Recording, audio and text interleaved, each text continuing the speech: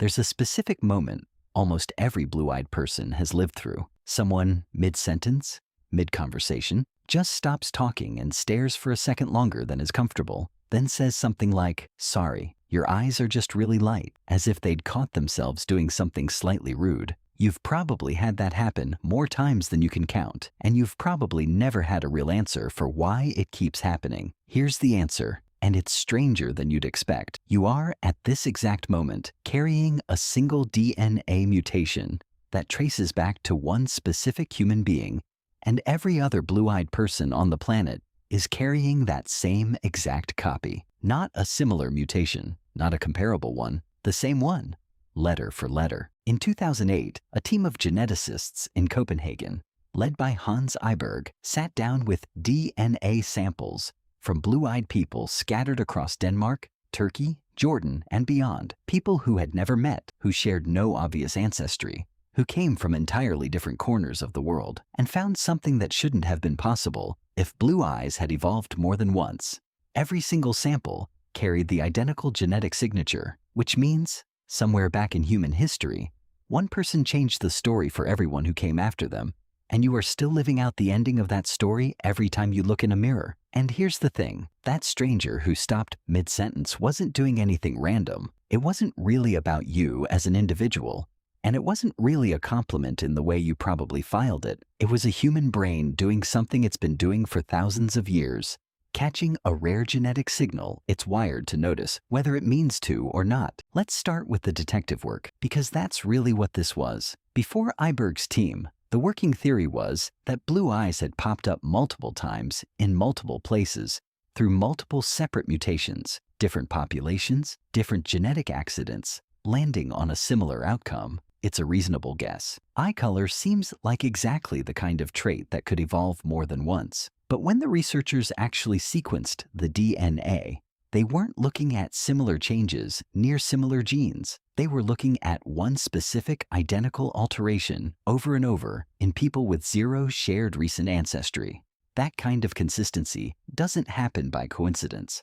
In population genetics, when you trace a trait back through enough unrelated lineages and it keeps converging on one exact origin point, you're not looking at parallel evolution. You're looking at a single event that then spread, a founder mutation. And once that pattern showed up in sample after sample, the door was open to something much bigger than an eye color study, a map of a mutation's entire journey through human history, still being read out in strangers' faces on a train, a decade after the paper was published. So what actually happened at the genetic level? Here's where it gets interesting, because blue eyes are not their own separate pigment. They're not a different paint color your body chose. They're a dimmer switch on brown. Your iris color comes down to melanin, the same pigment responsible for skin and hair color, and the gene most responsible for producing it in the eye is called OCA2. Fully active OCA2 floods the iris with melanin, and you get brown eyes, the ancestral default setting for humans going back tens of thousands of years. But sitting right next to OCA2 is another gene, HERC2, and buried inside HERC2 is a small regulatory switch that controls how much OCA2 actually gets turned on. The mutation Eiberg's team traced doesn't break OCA2. It doesn't destroy the gene. It just turns its regulatory switch down, not off, down. So less melanin ever reaches the iris, less pigment scatters light differently, and instead of absorbing it into deep brown, the iris reflects it back as blue. Your eyes aren't missing a pigment. They're running the same code as everyone else's, just with the volume turned way down on one instruction. And that single line of altered code is doing that work in your eyes right now, at this exact second. Now, when people hear one ancestor, it's worth slowing down on what that actually means, because this is where a lot of the pop science version of this story overstates things. This isn't a literal single human being that every blue-eyed person is the sole descendant of in the way a myth might frame one shared parent. What geneticists mean is more precise and, honestly, more interesting. One person, at one point in time, carried the first version of this specific mutation, and that version of the gene then got passed down generation after generation through ordinary inheritance, spreading through populations the way any gene variant spreads. The estimated window for when this happened is somewhere between 6,000 and 10,000 years ago, and the genetic evidence points toward a region near the Black Sea, right around the era when populations there were shifting from hunting and gathering into early farming, a period of enormous upheaval, migration, and mixing. That person had no idea what they were carrying. They just happened to be the first node in a chain that thousands of years later still runs straight through you. But that's only half the story, because a mutation showing up once doesn't explain why it didn't just vanish. Most genetic mutations are functionally irrelevant or mildly disadvantageous, and they get diluted out of a population within a few generations. This one didn't just survive, it spread widely enough that today an estimated 100 million or more people carry it. So why? Researchers have a few competing theories, and it's honest to say none of them is fully settled science. One is sexual selection, the idea that a rarer, more visually distinctive trait like blue eyes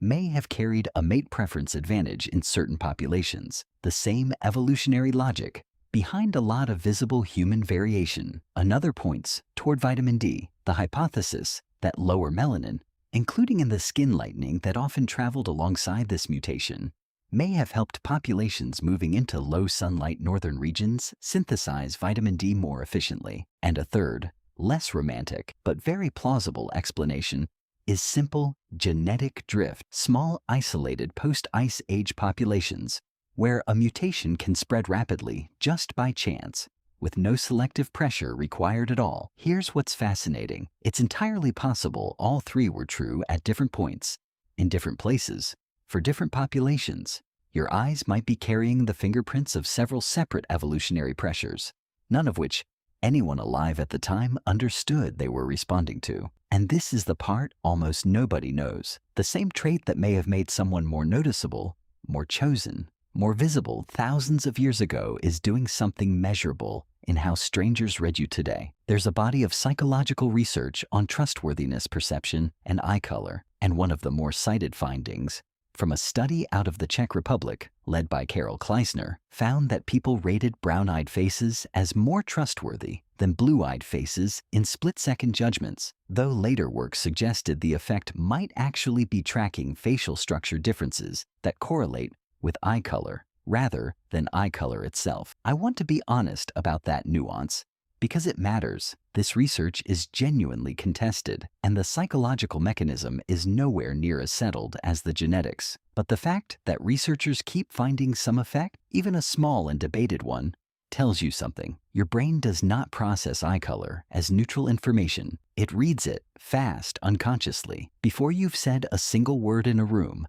And that reading is layered on top of thousands of years of that same trait, signaling rarity, distinctiveness, difference. If this is starting to make you look at your own eyes differently, stay, because there's a cost side to this story too. And it's the part that keeps this from being a tidy, feel-good narrative. Less melanin doesn't just change how light reflects out of your iris. It changes how much protection your eyes have going in. Melanin absorbs ultraviolet light, and with less of it, blue-eyed people tend to experience more photophobia, more light sensitivity, more squinting on a bright day than someone with fully pigmented brown eyes. And here's what's genuinely important to sit with. Several studies have found an association between lighter eye color and increased risk for certain eye conditions, including age-related macular degeneration, likely tied to that same reduced UV protection over a lifetime. That doesn't mean it's destiny, and it doesn't mean every blue-eyed person is walking toward that outcome, but it's real. And it's the honest trade-off sitting underneath the story. The same mutation that made someone more visible,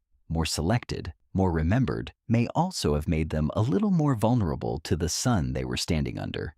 And that trade-off helps explain the map too. Why blue eyes aren't evenly spread across the world, but cluster hard in specific places, with the Baltic states, Estonia especially, showing some of the highest concentrations on the planet, well above 80% of the population in some measurements, lower ambient sunlight, geographic isolation, smaller founding populations after the last ice age. All of it created exactly the conditions where a rare mutation could take hold and stay concentrated rather than dilute out. And now, as populations mix more than at any point in human history, researchers actually track blue eyes as slowly declining in global prevalence, not because the mutation is disappearing, but because it's a recessive trait getting diluted across a more mixed gene pool with every generation. So here's where all of this lands.